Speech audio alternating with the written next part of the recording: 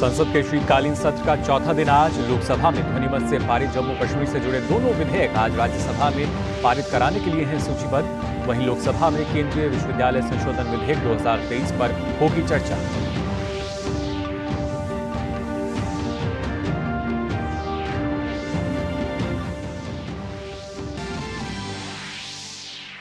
भाजपा संसदीय दल की आज हुई बैठक। 3 राज्यों में प्रचंड जीत पर प्रधानमंत्री का सम्मान। बैठक में शीतकालीन सत्र की रणनीति पर हुई चर्चा।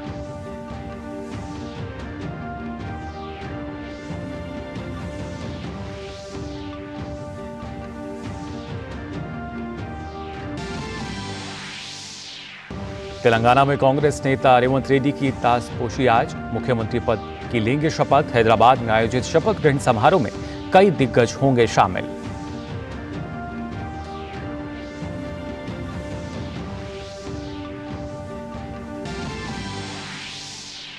रक्षा मंत्री राजनाथ सिंह तमिलनाडु में चक्रवात मिग्जोम से प्रभावित इलाकों का आज करेंगे हवाई सर्वेक्षण।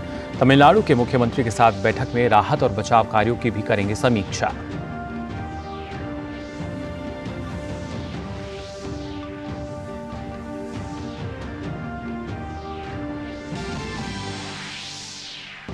इजरायल और हमास के बीच जारी संघर्ष के 2 महीने पूरे। दक्षिणी गाजा में तेजी से आगे बढ़ रही इजरायली सेना। संयुक्त राष्ट्र महासचिव ने गाजा में पूर्ण मानवीय युद्ध विराम का किया आह्वान।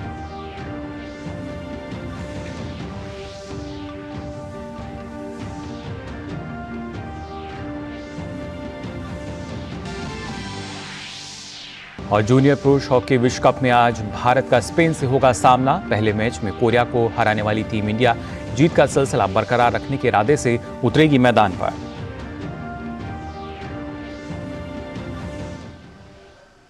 नमस्कार, आप देख रहे हैं डीडी न्यूज। मैं हूं मुकुल शर्मा और आइए खबरें देखते हैं विस्तार से।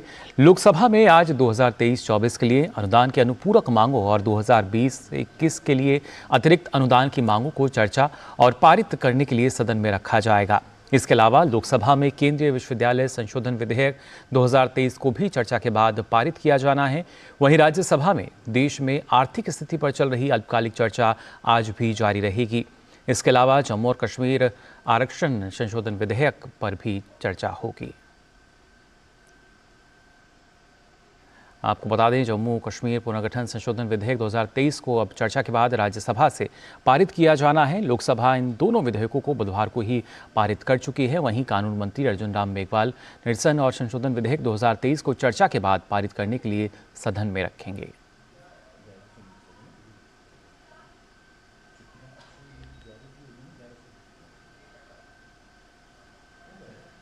भारतीय जनता पार्टी की संसदीय दल की आज बैठक हुई। बैठक में प्रधानमंत्री नरेंद्र मोदी, बीजेपी के राष्ट्रीय अध्यक्ष जेपी नड्डा सहित पार्टी के वरिष्ठ नेताओं के साथ दोनों सदनों के भाजपा सांसद भी शामिल हुए।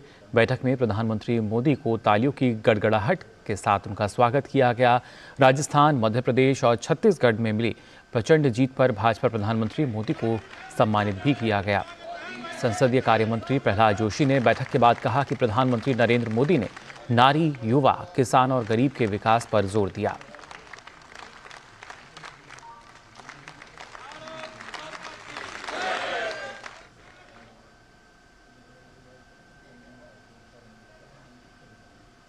तेलंगाना में कांग्रेस नेता रेवंत रेड्डी आज मुख्यमंत्री के रूप में शपथ लेंगे। हैदराबाद में आयोजित शपथ ग्रहण समारोह में कई दिग्गज शामिल होंगे। शपथ ग्रहण समारोह लाल बहादुर स्टेडियम में निर्धारित किया गया है। तेलंगाना में हाल ही में हुए विधानसभा चुनावों में कांग्रेस ने केसीआर की भारत राष्ट्र समिति को मात दी थी। कांग्रेस ने तेलंगाना की 119 सीटों में से 64 पर जीत का परचम फहराया है। इस चुनाव में बीआरएस 39 सीटों पर ही जीत दर्ज कर पाई। इसके अलावा बीजेपी ने 8, एआईएमआईएम ने 7 और सीपीआई ने 1 सीट जीती।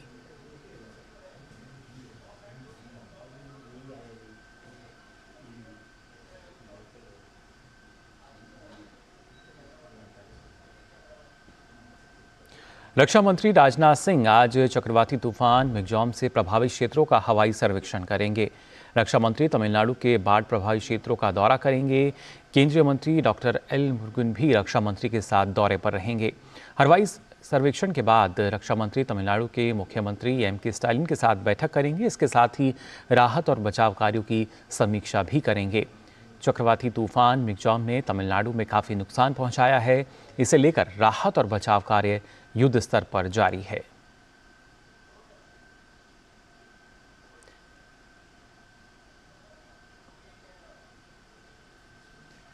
तमिलनाडु की राजधानी चेन्नई में चक्रवात मिगजॉम से भारी तबाही मची है। जल जमाव के कारण आज चेन्नई और चेंगलपट्टू के 6 ब्लॉक में स्कूल और कॉलेज बंद हैं। वहीं कांचीपुरम जिले के 2 ब्लॉक में भी शैक्षणिक संस्थानों को आज बंद रखा गया है। दक्षिण रेलवे ने आज 15 ट्रेनें सेवाएं रद्द की हैं, लेकिन मेट्रो रेल और उड़ान सेवाएं सामान्य रूप से चल रही हैं। वहीं अधिकांश स्थानों पर बिजली आपूर्ति बहाल कर दी गई है। चक्रवात से प्रभावित इलाकों में मदद के लिए प्रशासन पूरी मुस्तैदी के साथ जुटा हुआ है। और वहीं तूफान मिगजॉम से प्रभावित राज्यों में मौसम का हाल बेहाल हो रखा है। लगातार बारिश के कारण आंध्र प्रदेश के कई जिलों में बाढ़ जैसे हालात हैं। गुंटूर की बात करें तो यहाँ बाढ़ के पानी से मिर्च की खेती को भारी नुकसान पहुंचा है। खेतों में जल भराव से फसल खराब हो रही है। प्रधानमंत्री नरेंद्र मोदी शनिवार को प्रमुख वित्तीय प्रौद्योगिकी सम्मेलन इन्फिनिटी फोरम 2.0 को संबोधित करेंगे। भारत सरकार के तत्वाधान में अंतर्राष्ट्रीय वित्तीय सेवा केंद्र प्राधिकरण और गिफ्ट सिटी इसकी मेजबानी करेंगे। वाइब्रेंट गुजरात ग्लोबल समिट 2024 के पूर्ववर्ती कार्यक्रम के रूप में इन्फिनिटी फोरम 2 सम्मेलन ऑनलाइन और ऑफलाइन हाइब्रिड यानी मिश्रित स्वरूप में आयोजित होगा।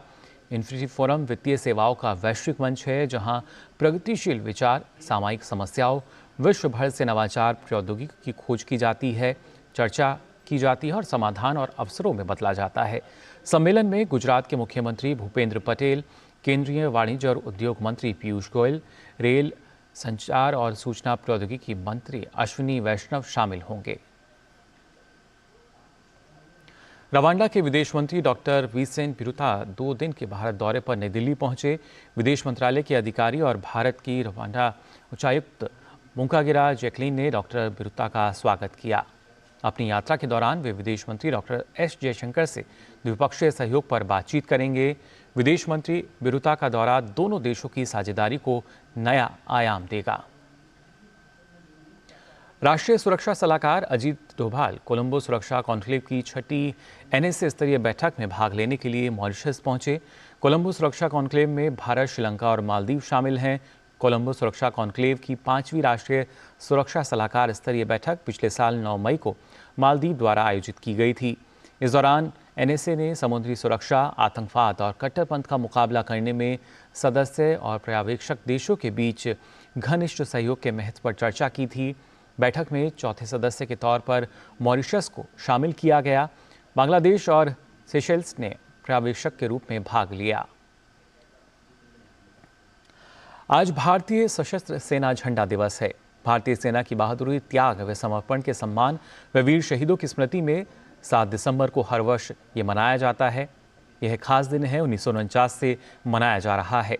यह हमारी तीनों सेनाओं यानी थल सेना, वायुसेना और नौसेना को समर्पित है।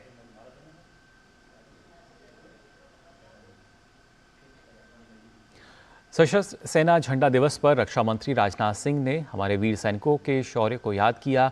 उन्होंने कहा कि सीमा पर हमारे वीर जवान देश की रक्षा में सदैव तत्पर खड़े हैं। उन्होंने कहा कि आज का भारत हमारे वीर सैनिकों के बलिदान की नींव पर टिका है। प्यारे देशवासियों, हर साल हम 7 दिसंबर को आर्म्ड फोर्सेस फ्लैग डे या सशस्त्र सैनिक झंडा दिवस मनाते हैं। इस दिन हम अपने बहादुर सैनिकों एवं शहीदों, जिन्होंने इस मातृभूमि की रक्षा के लिए अपना सर्वस्व बलिदान किया, उनको बड़े गर्व से याद करते हैं। इस दिन हम ये फ्लैग बड़े स्वाभिमान के साथ पहनते हैं और भूतपूर्व सैनिकों की सहायता में अपना पुनीत योगदान भी करते हैं। भारत की सशस्त्र सेनाओं को उनके अनुशासन, समर्पण और राष्ट्र प्रेम के लिए पहचाना जाता है। हमारी सीमाओं की रक्षा के अलावा वे प्राकृतिक और मानव निर्मित आपदाओं के दौरान महत्वपूर्ण भूमिका निभाते हैं। भारतीय सशस्त्र सेनाएं दुनिया भर में शांति स्थापना मिशनों में भी महत्वपूर्ण भूमिका निभा रही हैं। हमें अपनी सशस्त्र सेनाओं पर गर्व है। साथियों, राष्ट्र रक्षा में अनेक योद्धाओं ने अपना सर्वस्व बलिदान दिया है एवं अनेक सैनिक शारीरिक रूप से अक्षम भी हुए हैं। देश के एक जिम्मेदार नागरिक के रूप में इन सैनिकों, वीर नारियों एवं उनके आश्रितों के प्रति हमारा भी एक बड़ा दायित्व बनता है। इनकी सहायता, देखभाल, पुनर्वास, चिकित्सा आदि के लिए यथासंभव सहयोग करना प्रत्येक नागरिक का नैतिक दायित्व बनता है। मैं आज़ादी के अमृतकाल के शुभ अवसर पर आपका आह्वान करता हूं कि आप हमारे इस अभियान में भागीदार बने। आपसे जितना बन सके armed forces flag day fund में अपना योगदान देकर हमारे वीर सैनिकों के प्रति अपनी कृतज्ञता प्रकट करें। मुझे आशा है कि आपकी उदारता और भागीदारी दूसरों को भी इस महान कार्य के साथ जुड़ने के लिए प्रेरित करेगी। जय हिंद। सशस्त्र सेना झंडा दिवस पर रक्षा राज्य मंत्री अजय भट्ट ने अपने संदेश में कहा कि यह दिवस भारत की रक्षा में बलिदान देने वाले वीर शहीदों के सम्मान में मनाया जाता है। उन्होंने सैनिकों के त्याग और समर्पण की भावना को नमन किया। झंडा दिवस के अवसर पर मैं सशस्त्र सेनाओं के सभी सेवारत और सेवानिवृत्त सैनिकों और उनके परिवारों को हार्दिक बधाई और शुभकामनाएं देता हूं। यह दिवस शहीदों और देश की रक्षा के लिए जान न्यौछावर करने वाले हमारे जवानों के सम्मान में मनाया जाता है। यह दिन हमारे देश के सभी सैनिकों और देशवासियों के लिए गर्व का दिन है।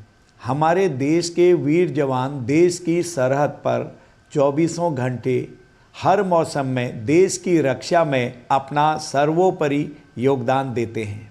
सालों साल अपने परिवार से दूर रहकर भी हम सभी के परिवारों की रक्षा के लिए निरंतर कार्यरत रहते हैं। उनकी इस त्याग व समर्पण की भावनाओं को मेरा कोटि कोटि नमस्कार। मैं आप सबसे विनम्र निवेदन करता हूं कि आप इस नेक काम में अपनी भूमिका दर्ज करें और हमारे वीर जवानों और उनके परिवारों के हित के लिए अपना अहम योगदान जरूर करें। मैं आप लोगों को यह भी बताना चाहूँगा कि armed forces flag day fund में डोनेशन केवल 7 दिसंबर तक ही सीमित नहीं है। आप साल में किसी भी दिन अपनी सुविधा अनुसार अपना योगदान दे सकते हैं। मैं सभी देशवासियों से आग्रह करता हूं कि आप सभी अपना छोटा सा योगदान देकर देश के वीर बहादुरों को अपनी श्रद्धांजलि अर्पित करना न भूलें, क्योंकि आपके द्वारा की गई एक छोटी सी कोशिश किसी के जीवन में खुशियां ला सकती है। धन्यवाद। जय हिंद। थल सेना प्रमुख जनरल मनोज पांडे ने पुणे के मिलिट्री इंजीनियरिंग कॉलेज के दीक्षांत समारोह में भाग लिया। इस दौरान जनरल मनोज पांडे ने अग्निपथ योजना की तारीफ करते हुए कहा कि इससे तकनीकी रूप से अधिक कुशल सैनिक सामने आएंगे।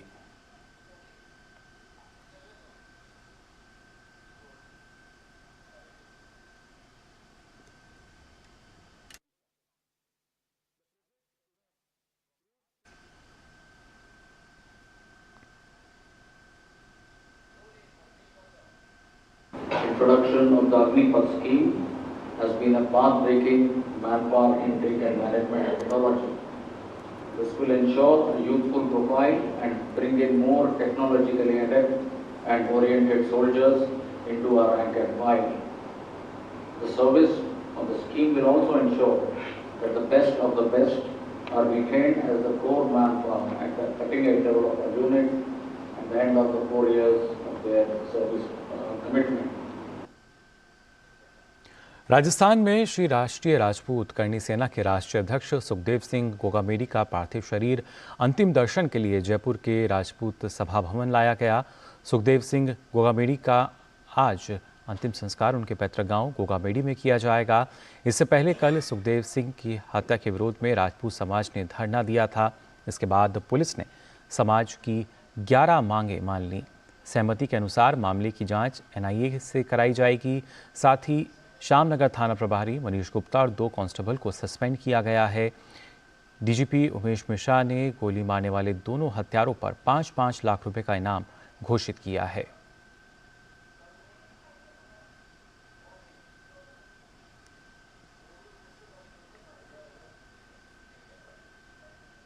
उत्तराखंड राज्य में कल से 2 दिवसीय ग्लोबल इन्वेस्टर्स समिट 2023 शुरू होने जा रहा है।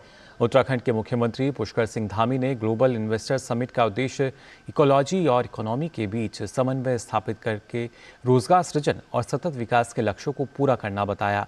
उन्होंने कहा कि प्रधानमंत्री मोदी के 5 ट्रिलियन इकोनॉमी के सपने को पूरा करने की दिशा में ये पहला कदम है। डेस्टिनेशन उत्तराखंड की थीम पर आधारित हमारी ग्लोबल इन्वेस्टर समिट का मुख्य उद्देश्य इकोलॉजी और इकोनॉमी का समन्वय बनाते हुए राज्य में अधिक से अधिक रोजगारों का सृजन और सतत विकास लक्ष्यों को प्राप्त करते हुए आगामी भविष्य में देवभूमि को संपूर्ण विश्व में एक अग्रणी राज्य बनाने के सपने को साकार करना है। हमारे प्रेरणा स्रोत आदरणीय प्रधानमंत्री श्री नरेंद्र मोदी जी के कुशल मार्गदर्शन में यह ग्लोबल इन्वेस्टर समिट भारतवर्ष को 5 ट्रिलियन इकोनॉमी बनाने की दिशा में एक महत्वपूर्ण भूमिका निभाने जा रही है। भारतीय जनता पार्टी की संसदीय दल की बैठक के बाद संसदीय कार्य मंत्री प्रहलाद जोशी ने बैठक के बाद कहा कि 3 राज्यों के साथ तेलंगाना में भी भाजपा मजबूत हुई है। प्रहलाद जोशी ने कहा कि बीजेपी सत्ता चलाने के लिए सबसे पसंदीदा पार्टी है। उन्होंने कहा कि प्रधानमंत्री मोदी ने 3 राज्यों में जीत का श्रेय कार्यकर्ताओं को दिया। भारतीय जनता पार्टी का जो स्ट्रेंथ है, बल है, बहुत गुना बढ़ चुका है। Multiple times our strength has improved along with Chhattisgarh, Rajasthan and Madhya Pradesh, where we have won with a comfortable margin, but whereas at the same time Bharatiya Janata Party has improved its strength in Mizoram and Telangana also in many folds. खबरों में आगे बढ़ते हैं, बात करते हैं देश की राजधानी दिल्ली की, जहां बढ़ता प्रदूषण लोगों की चिंता का विषय बना हुआ है। दिल्ली में वायु गुणवत्ता सूचकांक खराब श्रेणी में दर्ज किया गया। बढ़ते प्रदूषण की वजह से लोगों को धुंध के साथ ही स्वास्थ्य संबंधी दिक्कतों का सामना करना पड़ रहा है।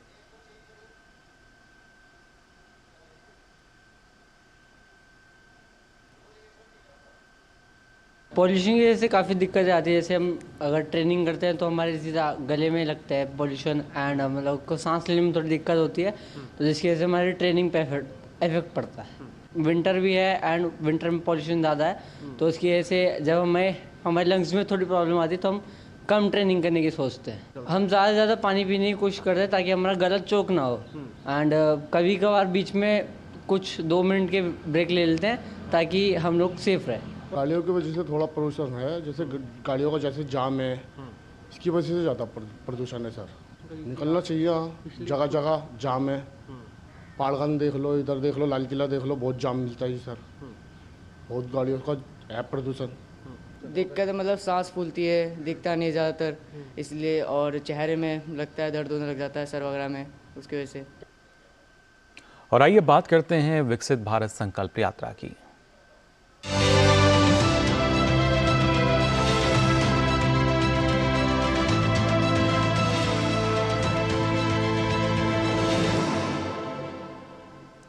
आगरा में विकसित भारत संकल्प यात्रा शहर और ग्रामीण क्षेत्रों में पहुंचकर केंद्र सरकार द्वारा संचालित विभिन्न योजनाओं से लोगों को जागरूक करने का कार्य कर रही है।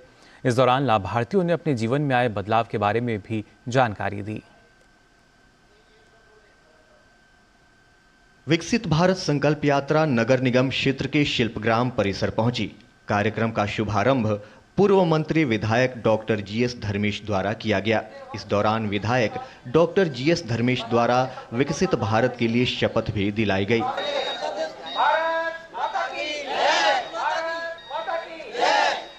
इस दौरान वैन के माध्यम से और आइए आपको सीधे ले चलते हैं जहां अश्विनी वैष्णव एक प्रेस वार्ता कर रहे हैं। मैं आप सब बात देना चाहता हूँ। आप हमेशा हमारे छोटे से आमंत्रण पर आप उसका सम्मान करते हैं, इसके लिए मैं आप सबका आभारी हूँ। पहले तो I am really grateful to all of you that on a very short notice all of you have come and join this press conference. आज की प्रेस कॉन्फ्रेंस बुलाने का बहुत बड़ा एक पर्पस था। देश की इकोनॉमी में there is a major inflection point which has happened. देश की इकोनॉमी में एक मेजर टर्न आया है, वो आपके साथ शेयर करना ज़रूरी था। आप सब ने देखा एक लंबे टाइम तक देश में मैन्युफैक्चरिंग को एक इम्पोर्टेंस देनी है करके बोलते थे, लेकिन वो इम्पोर्टेंस कभी तक मिली नहीं। देश की मैन्युफैक्चरिंग में करीब करीब आज़ादी के 40-50 वर्षों तक, आज़ादी के बाद में 40-50 वर्षों तक मैन्युफैक्चरिंग कंसिस्टेंटली या तो डाउन हुई या तकलीफ़ों में आई। एक तरीके से बहुत ही जो हमारा एस्पिरेशन था, हमारा जो पोटेंशियल था, उस पोटेंशियल को हम कभी पूरा नहीं कर पाए। आप देखेंगे जब मेक इन इंडिया पीएम साहब ने लॉन्च किया, जब मोदी जी ने, पीएम साहब ने जब मेक इन इंडिया लॉन्च किया, वो एक बहुत बड़ा बोल्ड स्टेप था, एक बहुत बड़ा टर्निंग पॉइंट था, एक थिंकिंग में चेंज लाने का था। तब भी हमारे विपक्ष के लोग इसको बहुत ही बार बार क्रिटिसाइज़ करते थे। अगर आप कांग्रेस का उस समय का मैनिफेस्टो उठाएं, उसमें भी लिखा होता था कि मेक इन इंडिया करना चाहिए, लेकिन जब मेक इन इंडिया पीएम साहब ने लॉन्च किया तब उन्होंने इसका क्रिटिसिज्म चालू किया। यानी जो 50-60 वर्षों तक कांग्रेस की पॉलिसी होती थी, वो उसी में परिलक्षित होती रही, वो उसी में रिफ्लेक्ट होती रही कि मेक इन इंडिया का भी विरोध करो। मैं आपके साथ आज बैठा हूँ ये क्लियरली आपके साथ डेटा और फैक्ट के साथ बताने के लिए कि हम उस परिस्थितियों में अब पहुँच गए हैं जब हम बहुत जल्दी $1 ट्रिलियन एक्सपोर्ट्स के लिए तैयार हुए, और उसके पीछे फाउंडेशन है मैन्युफैक्चरिंग की। मैन्युफैक्चरिंग मेक इन इंडिया की सक्सेस, डिज़ाइन इन इंडिया की सक्सेस, इनोवेट इन इंडिया की सक्सेस, और सीरीज़ ऑफ प्रोग्राम्स जो उसके बाद में लाए गए, सीरीज़ ऑफ सिंप्लीफिकेशंस जो किए गए, एक तरीके से ये उसका पूरा रिफ्लेक्शन है। अगर हम डेटा देखें तो आज एक्सपोर्ट्स हमारे $762 बिलियन पहुँचे हैं। $760 बिलियन पे हम लोग एक्सपोर्ट्स में।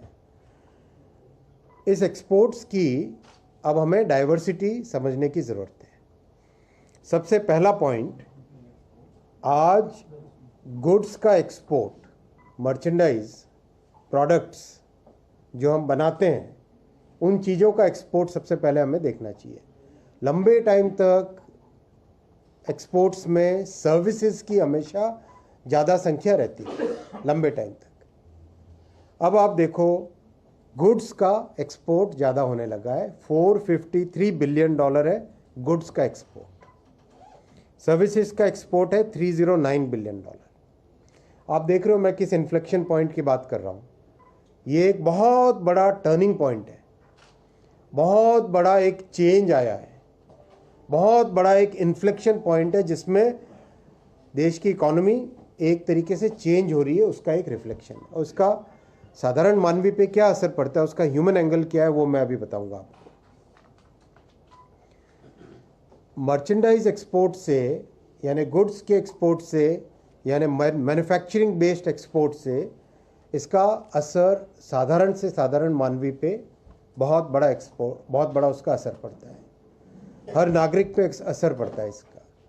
अगर हम कई देशों का उनकी इकोनॉमी को स्टडी करें, जैसे जापान की इकोनॉमी को अगर स्टडी करें, साउथ कोरिया की इकोनॉमी को स्टडी करें, इन सब ने अपने इकोनॉमिक जर्नी में जब ग्रोथ वाला जो पाथ था, ग्रोथ वाला जो पीरियड था, जिस पीरियड में वो लो इनकम से मिडिल इनकम से हाई इनकम की तरफ बढ़ रहे थे, उसमें मैक्सिमम उन्होंने ध्यान दिया मैन्युफैक्चरिंग पे। अगर हम इन देशों से पहले जो हाई इनकम में आए, जैसे यूएस, जैसे जर्मनी, जैसे फ्रांस, जैसे यूके, इन देशों के उस ज़माने के यानी 1800 के आसपास के, अर्ली 1900 के पीरियड को देखें, स्टडी करें, उसमें भी आप देखेंगे कि इन देशों ने लो इनकम से मिडिल इनकम और हाई इनकम में आने के लिए बहुत बड़ा फोकस किया मैन्युफैक्चरिंग पे। अगर हम अपने पड़ोसी देश चाइना को भी देखें, वहाँ पर भी उन्होंने बहुत बड़ा फोकस दिया मैन्युफैक्चरिंग पे।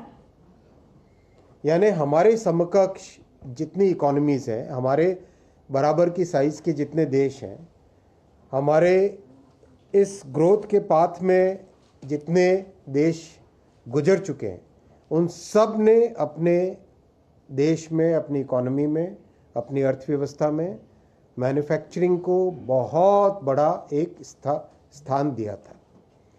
यही मोदी जी ने 2014 में आते ही सबसे पहला जो बड़ा इकोनॉमिक प्रोग्राम लॉन्च किया था, जो बहुत बड़ी इकोनॉमिक फिलॉसफी लॉन्च की थी, जो इकोनॉमिक थॉट लॉन्च की थी, उसमें मेक इन इंडिया का बहुत बड़ा स्थान था।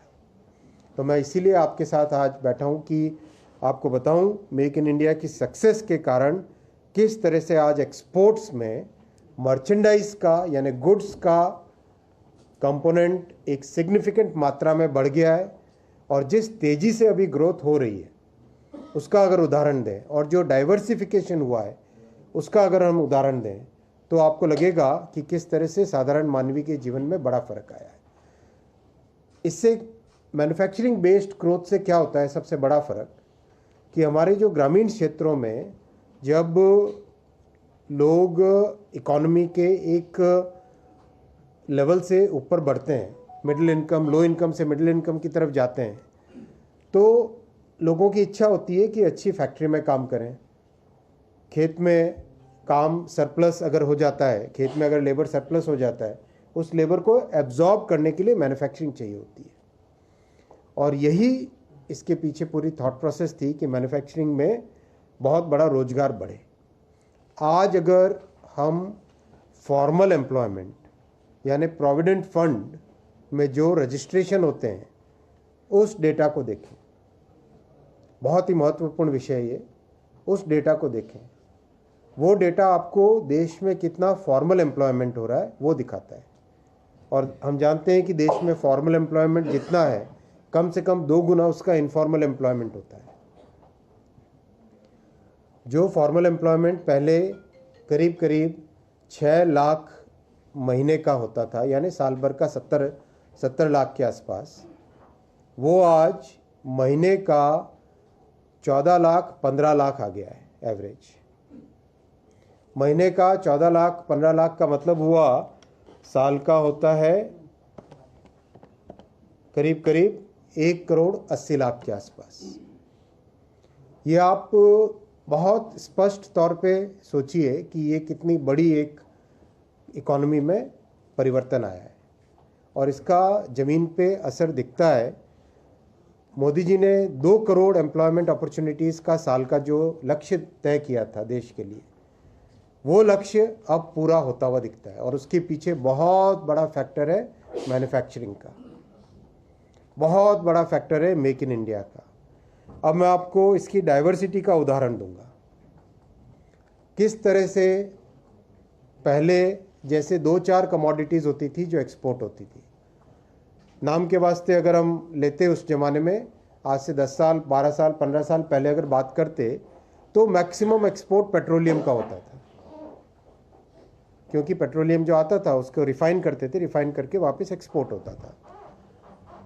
बाद में आता था नाम तो राइस का आता था, इस तरह से 4-5 नाम आते थे। आज अगर आप, ये आपके साथ शेयर भी करेंगे, आज अगर आप देखेंगे तो एक डाइवर्स स्पेक्ट्रम बन गया है एक्सपोर्ट्स का, बहुत बड़ी ये विषय थोड़ा सा समझने के लिए ज़रूरी है कि थोड़ा इस पे ध्यान अगर हम दें। डाइवर्सिटी कितनी हुई है एक्सपोर्ट में। पेट्रोलियम आज भी 1 नंबर पे है, 97,000 करोड़। नंबर 2 फार्मास्यूटिकल्स हो गया है 19,000 crore. Number 3 iron and steel 13,000 crore. और नंबर 4 यानी टॉप 5 में आ गया है, टॉप 4 में आ गया है आपका मोबाइल फ़ोन। ये सोचो 10 साल पहले कहीं गिनती में नहीं था मोबाइल फ़ोन, जो मोबाइल फ़ोन 10 साल पहले कहीं गिनती में भी नहीं था। फार्मास्यूटिकल्स एकदम पीछे रहता था, बहुत सारी चीज़ें जो एकदम पीछे रहती थी, वो आज टॉप 4 प्रोडक्ट्स में एक्सपोर्ट के आ गई है। मोबाइल फ़ोन का एक्सपोर्ट लास्ट ईयर $11 बिलियन था। 11 बिलियन का मतलब हो गया 11 इंटू 80, करीब करीब 90,000 करोड़ था। इस साल मोबाइल फ़ोन की मैन्युफैक्चरिंग का जो ट्रेंड चल रहा है वो भी मैं आपके साथ शेयर करना चाहूँगा। इस साल मोबाइल फ़ोन की मैन्युफैक्चरिंग करीब करीब $50 बिलियन होने वाली, यानी करीब 4 लाख करोड़ की होने वाली है, हो रही है। अब तो मार्च पास में आ गया तो एकदम एक्यूरेट डेटा मिल रहा है। और एक्सपोर्ट्स जाएगा $15 बिलियन से अधिक। दिस फिस्कल एक्सपोर्ट जाएगा $15 बिलियन, यानी 1,25,000 करोड़ के ऊपर जाएगा एक्सपोर्ट। यानी अगले 1-2 सालों में आप देखेंगे मोबाइल और इलेक्ट्रॉनिक्स एक्सपोर्ट्स और टेलीकॉम एक्सपोर्ट्स टॉप 2, टॉप 3 में रहने वाले हैं, या हो सकता है टॉप ही बन जाए। मर्चेंडाइज एक्सपोर्ट्स में हो सकता है कि नंबर 1 ही बन जाए, पेट्रोलियम से भी आगे निकल जाए। ये इसका आप देख रहे हो, एक तरफ हम मैन्युफैक्चरिंग इकोनॉमी की तरफ बढ़ रहे हैं, दूसरा उसके कारण जो रोजगार उत्पन्न हो रहा है, और तीसरा उसके कारण जो एक्सपोर्ट आ रहा है। ये पूरा ताना बाना है जिसको मेक इन इंडिया, जिसका बेस है design in India, make in India, innovate in India, वो सारा का सारा उसका बेस है। ये मोदी जी की सोच है, ये उनकी थिंकिंग है, ये उनका थ्रस्ट है, ये उनका क्लियर एक उदाहरण है। एक बहुत छोटा सा और अच्छा उदाहरण आता है खिलौनों का। हम सब जानते हैं कि टॉयज़ केवल और केवल इंपोर्ट होते थे। पीएम साहब ने, मोदी जी ने जब ये निश्चय किया कि नहीं, टॉयज़ हम देश में बनाएंगे, उसमें आत्मनिर्भर बनेंगे, आज टॉयज़ का एक्सपोर्ट्स भी 4,000 करोड़ पहुंच गया है। टॉयज़ का एक्सपोर्ट भी 4,000 करोड़ पहुंच गया है। यानी सोचो, जो इंपोर्टिंग देश होता था वो एक्सपोर्टिंग देश बनता है। जब एक्सपोर्ट करते हैं तो इसका मतलब क्या हुआ, हमने जो सामान भेजा उसका पैसा दुनिया भर से भारत में आया। एक्सपोर्ट का ये देखिए, दुनिया भर से कमाई होके भारत आती है। भारत में कमाई आती है तो हमारे लिए, हम सब नागरिकों के लिए, हम सब देशवासियों के लिए। ये जो परिवर्तन है, ये सब हम सबको एक बार अच्छे से समझने की ज़रूरत है। इसीलिए मैंने आपको आज यहाँ पे आमंत्रित किया था। कई ऐसी चीज़ हैं, ये 2022-23 का डेटा अगर देखें हम, मेरे ये वाला डेटा 22-23 का है, 23-24 का नहीं है। ये 22-23 का डेटा देखें, electrical machinery and equipment. Electrical machinery and equipment ऐसी चीज़ थी जिसमें हमेशा देश दूसरों पे डिपेंडेंट रहने वाला था। उसमें भी आज 11,000 करोड़ के आसपास का एक्सपोर्ट है, 11,000 करोड़ का एक्सपोर्ट है। एल्यूमिनियम प्रोडक्ट्स, मतलब एल्यूमिनियम बनाओ देश में और उसमें वैल्यू एडिशन करके उसका एक्सपोर्ट करो, ये मेक इन इंडिया के थ्रस्ट एरियाज में से था। वो आज 9,000 करोड़ के आसपास एल्यूमिनियम प्रोडक्ट्स का आ गया है। Motor vehicles and cars 8,700 crore. अब मतलब एक तरीके, आई एम सॉरी, ये सारे नंबर्स USD मिलियन थे। आई एम रियली सॉरी, ये नंबर्स मैंने आपको ठीक नहीं बताए। नहीं, मैं रिपीट करूंगा ना, प्लीज़ आप करेक्शन कर लीजिएगा। यानी पेट्रोलियम $97 बिलियन है, पेट्रोलियम $97 बिलियन है। फार्मास्यूटिकल्स $19 बिलियन है, 19 हाँ, ये आपके साथ में शेयर कर लूँगा। हाँ, टेलीकॉम इक्विपमेंट 12 बिलियन है, यानी मोबाइल 11 + 1 बिलियन, बाकी सारे इक्विपमेंट, रेडियो और वो सब। इलेक्ट्रिकल मशीनरी एंड ये सब करीब करीब $11 बिलियन हैं।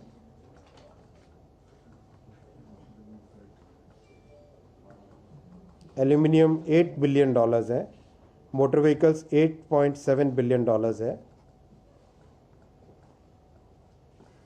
इलेक्ट्रॉनिक कंपोनेंट्स हो गया $4 बिलियन, $4 बिलियन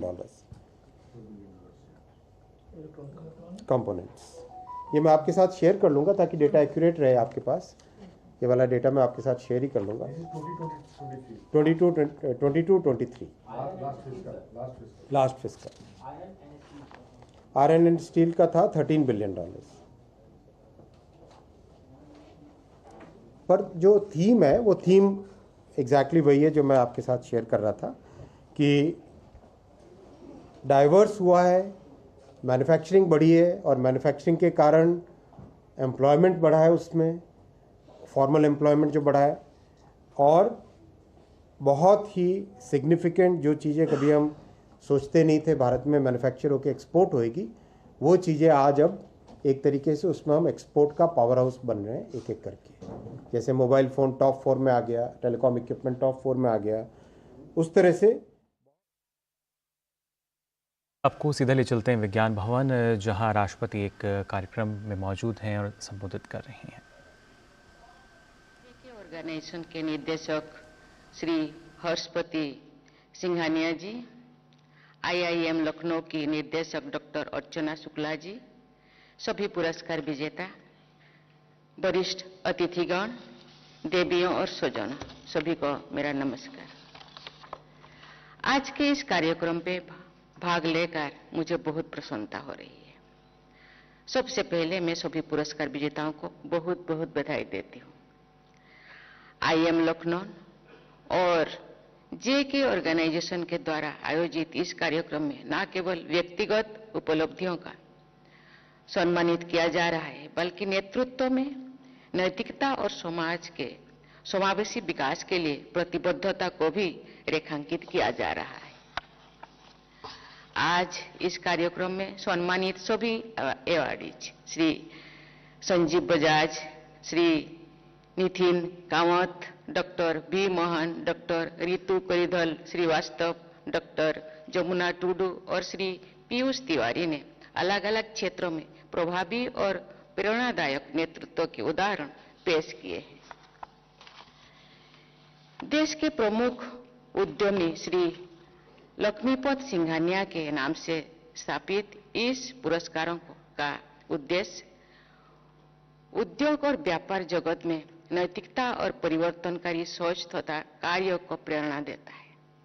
मैं Lakshmipat Singhania IIM Lucknow national leadership awards की स्थापना के लिए आयोजकों को बहुत बहुत बधाई देती हूँ।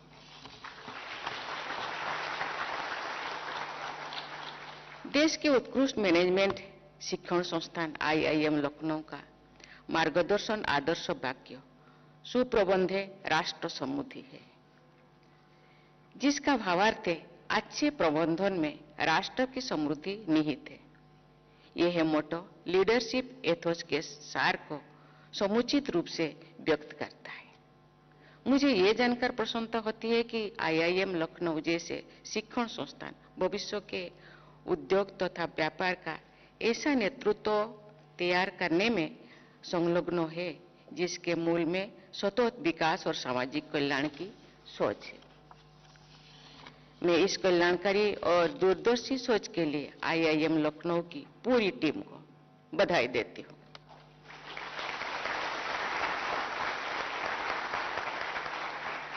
देवियों और स्वजन, हमारे देश की वसुधैव कुटुंबकम यानी संपूर्ण विश्व एक परिवार है कि परंपरा भी समाज और विश्व कल्याण को बढ़ावा देती है। इस संदर्भ में मैनेजमेंट संस्थानों का कार्य और भी अहम हो जाती है।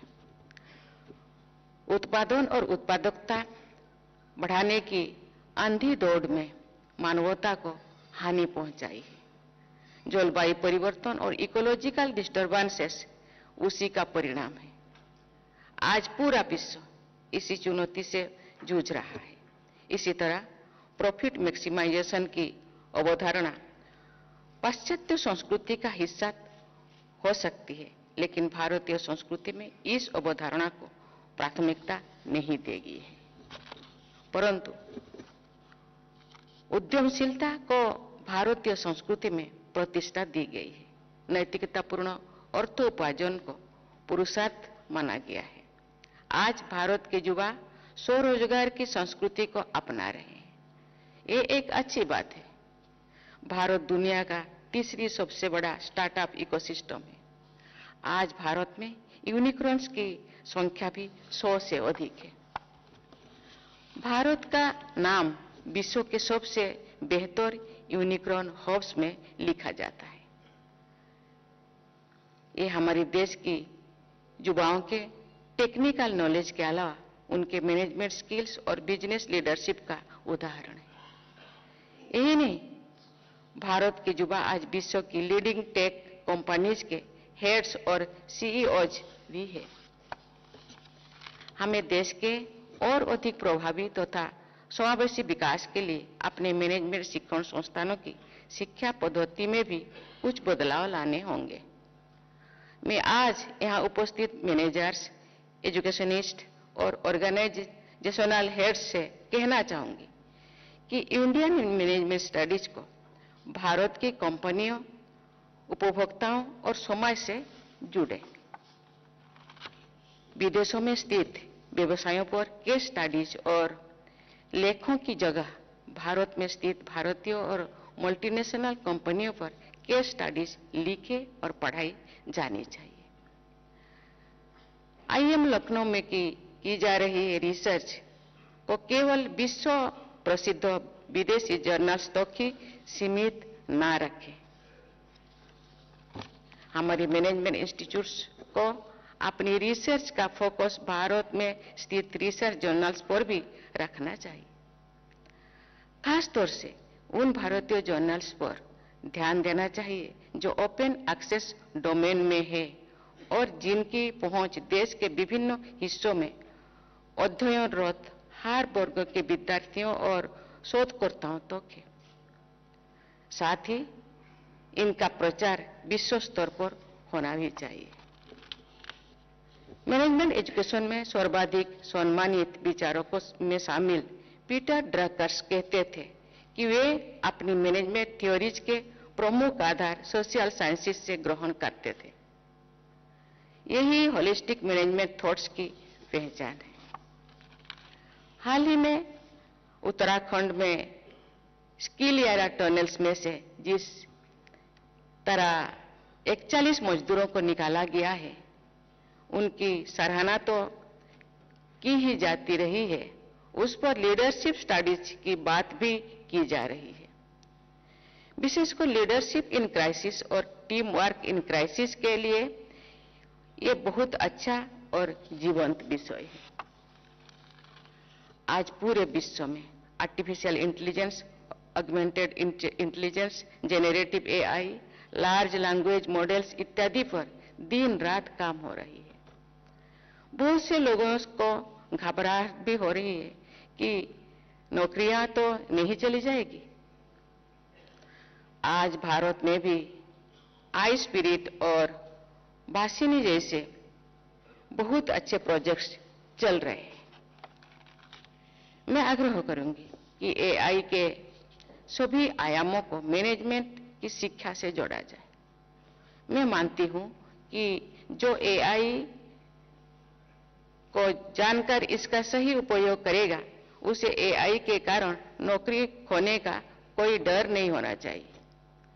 मेरा मानना है कि आईआईएम लखनऊ और इस तरह के अन्य संस्थानों को भी अमृत काल में भारत को विकसित राष्ट्र बनाने के लक्ष्यों को ध्यान में रखकर करिकुलम बनाना चाहिए। परिवर्तन की रफ्तार बहुत तेजी है। आर्थिक जगत में इसका प्रभाव भी अहम होता है। ऐसे में उद्योग, व्यापार और आर्थिक प्रबंधन के भावी नेतृत्व को भविष्य के लिए तैयार रखना होगा। देश और दुनिया के बदलते परिदृश्यों में नई नई चुनौतियां आती रहेगी। एक विश्व स्तरीय प्रबंधन संस्थान विद्यार्थियों को उद्यमों से जुड़े अनेक समस्याओं को सुलझाने के लिए तैयार करता है। विश्व में हो रही नई और सफल प्रयोगों से हमें सीखना चाहिए। कैंपस के आसपास उद्योग, व्यापार और अर्थव्यवस्था को मजबूत करने का एक इकोसिस्टम विकसित करना चाहिए, जिससे हमारे देश के लिए विकसित राष्ट्र बनने का मार्ग सुगम हो। मुझे विश्वास है कि भारत के शिक्षण संस्थान और उद्योग इस दिशा में मिलकर कार्य करेंगे और देश के समावेशी विकास में अपना योगदान देंगे। अंत में सभी पुरस्कार विजेताओं को मैं फिर से बधाई देती हूं। मैं आपके स्वर्णिम भविष्य के शुभकामनाएं देती हूं। जय हिंद, जय भारत। धन्यवाद।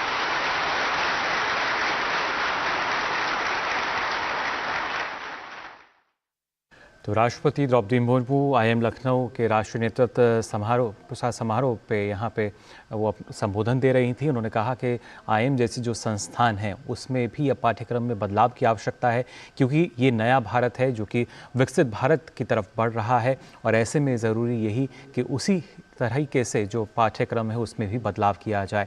साथ ही उन्होंने कहा कि हमारा जो देश है वो विश्व का तीसरा सबसे बड़ा जो स्टार्टअप सिस्टम है तीसरा वो अब बन चुका है और ऐसे में ज़रूरी हो जाता है कि और भी जो बदलाव हैं इसके तहत किए जाएं। अब आइए आपको सीधा लिए चलते हैं भारत मंडपम, जहां ग्लोबल इकोनॉमिक पॉलिसी फोरम में जो वित्त मंत्री हैं निर्मला सीतारमण वो संबोधन दे रही हैं।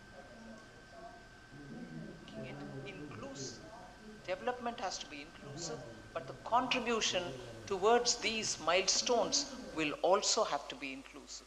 Only then people realize that these are not things happening beyond them and that they have nothing to do with it. When they contribute to it, they also see the value that it brings to them as individuals and also as a society. One of the thought which Honorable Prime Minister Modi has also been talking to a lot of countries about in the context of International Solar Alliance is, can the world not be linked with grids running across countries and eventually touching every part of the world which will have sunshine 24/7. In the sense, there's always days somewhere when there is night elsewhere. So there should be a global connective grid system operating so that from somewhere there is solar energy getting onto the grid which keeps flowing where it is required. So life can become easier. The International Solar Alliance's approach to have a global grid connectivity, about which I'm glad I have had conversation with Ajay Banga, the World Bank president, to see if that can be done in parts so that eventually we are able to link it all up. Similarly, I also have an sense of appreciation. And I would think this is worth moving forward also, the Global Biofuel Alliance. Biofuel is within the realm of every country. You have your own sources of biofuel. You can do it yourselves. And I'm happy to say, when I was the defense minister, we even tried out using aviation fuel, which had a component of biofuel in it, and it was very big a success. Defense establishments were happy to see that biofuel can become effective fuel for particularly the aircrafts.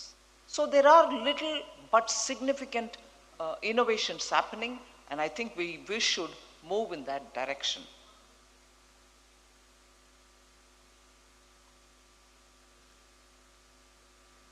I'll expand on just one more thing,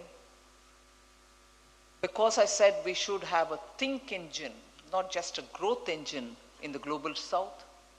Think engine also reflecting the concerns and achievements of the emerging market economies, because it is the various innovative ways with which the emerging markets that have attempted to keep the economy buoyant post the COVID, which have made them stand out as real triggers of growth post-COVID.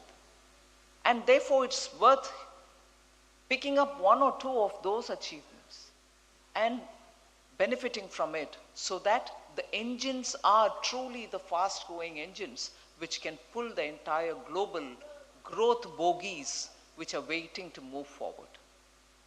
One such a thing from India is the digital technology adoption. It is one thing that the government had invested and created the infrastructure required for the digital world. Whether you used it for communication, whether it was being used for marketing, whether for health and health service provision, or whether it was financial technology, which was being used for inclusion in the financial world. We have proved that not only our innovations work, but they have been rapidly scaled up and adapted by people who live in the far-flung areas, by women, by semi-literate people. So India's digital achievements, which were very much showcased during the G20 presidency, stand out as an example for two things. One, for inclusion, and inclusion without corruption. Because many of the emerging market worlds, that's not to say that developed countries are free of corruption in total, but emerging market and also global south need such technology-driven instruments to make their economies transparent, to be well-governed, and to make sure everybody benefits from governance.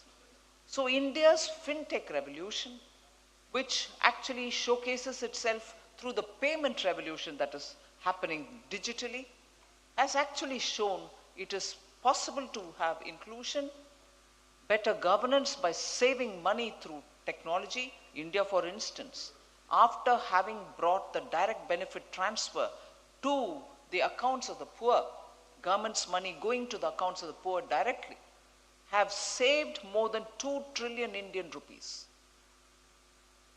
2 lakh crores of Indian rupees has been saved because no more spurious recipient of these benefits. So that makes a difference to your governance itself, brings transparency to the system, and the ultimate beneficiary gets the total amount which is due to him and no pilferages happen. So if this is one side of the story, the other is the common citizen who's well away from the governance headquarters realizes that that very instrument which gives him the benefits also gives him the access to the global market. The way in which Prime Minister Modi has been pushing vocal for local, meaning be vocal about the local products, has made sure that India's poor artisans who stay in the backwaters of the hinterland are today able to make access to the global market. And just around Deepavali, which is a big festival for India, their sales have touched about 1.5 lakh crores. So it's no longer small 1,000 rupees or 10,000 rupees. The cumulative effect of technology reaching your doorsteps, adapted by common people because it's simpler to use, it can be used in any instrument, you don't need to have a smartphone, and if the language is in the language of the user, and India, I'm sure you are aware, has more than 22 languages officially declared as languages active in use. There are very many more dialects as well. So when people are able to use it in their hands, inclusion is achieved. I've been in the policy world for some time, not just as a minister, but even before that. This word inclusion has been on for a very long time. But today, India can stand before you with its head held high, saying how inclusion was brought in just by sheer nudge. The Prime Minister could stand up and speak in his first address from Red Fort, saying those who are receiving subsidy for cooking gas, who don't deserve to get it, who are well above the poverty level, would they please give it up? And they did. More than 1 crore people gave it up. But that was immediately transferred to the poorest of the poor. Technology, similarly, just a nudge, small incentives have been adapted. So it's impacted on good governance positively. It has brought in inclusion, and all the sloganeering about inclusion did not have such results.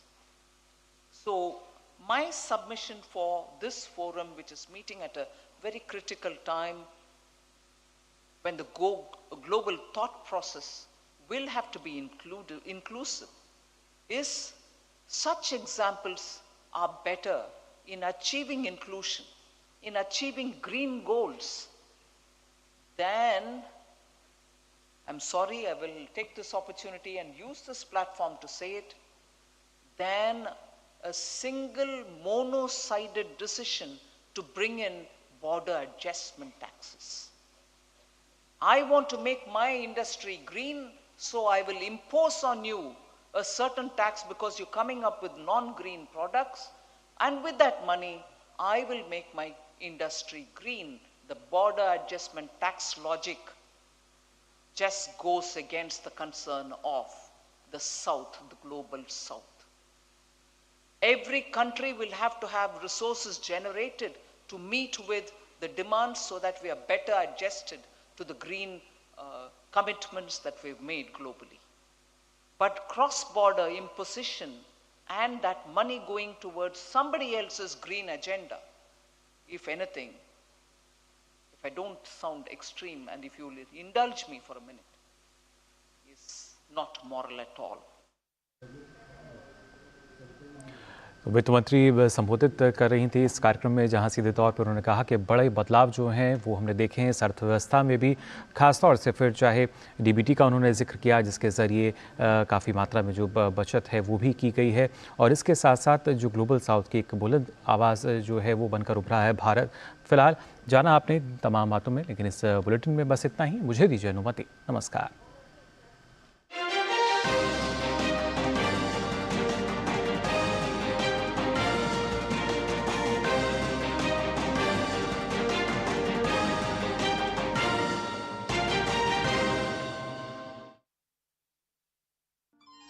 सदाबहार अभिनेता धर्मेंद्र के जन्मदिन के मौके पर दूरदर्शन लाया है उनकी शानदार फिल्मों का तोहफा। मुन्ने की अम्मा ये तो बता तेरे बेटे के अब्बा का नाम क्या है? बहुत देर से तुम लोगों की बकवास सुन रहा हूँ। कभी कभी दुश्मन भी काम आ जाते हैं। आपको पहले भी कहीं देखा है, ख्वाब में या रूबरू पर देखा है। 4 दिसंबर से 10 दिसंबर प्रतिदिन दोपहर 1 बजे सिर्फ डीडी नेशनल पर, देश का पहला चैनल, देश का अपना चैनल।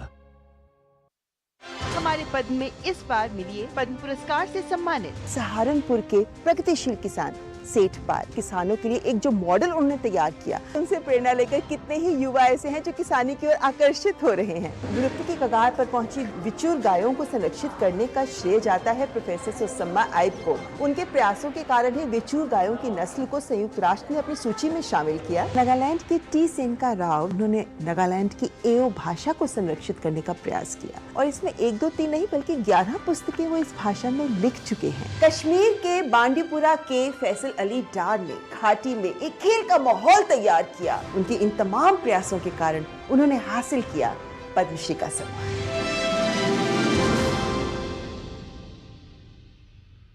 यूट्यूब देख रहे हैं, मैं हूं अशोक केरवा। कोई फैक्ट चेकर नहीं चाहता है कि राज्य मुसलमानों आज लड़ियों सवाल है।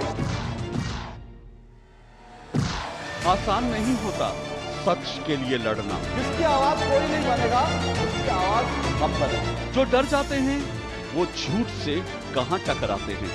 जो गरीब के स्कूल में, गरीब के स्वास्थ्य के लिए खर्च होना चाहिए, वो लूट कर इन्होंने अमीर ठेकेदारों को दे दिया। सच को जानना हो तो झूठ पर करना होता है प्रहार, हर बार, बार बार। मैंने आपसे पूछा, आपने ठीक है नहीं कहा ना आपने। और कोई मुद्दा नहीं है तो सोनिया गांधी की गुडबुक में मैं अपना नाम गोल्डन अक्षरों में कैसे दाखिल करूं? इसलिए न फेक न्यूज न झूठ, हमेशा सच के साथ 2-2।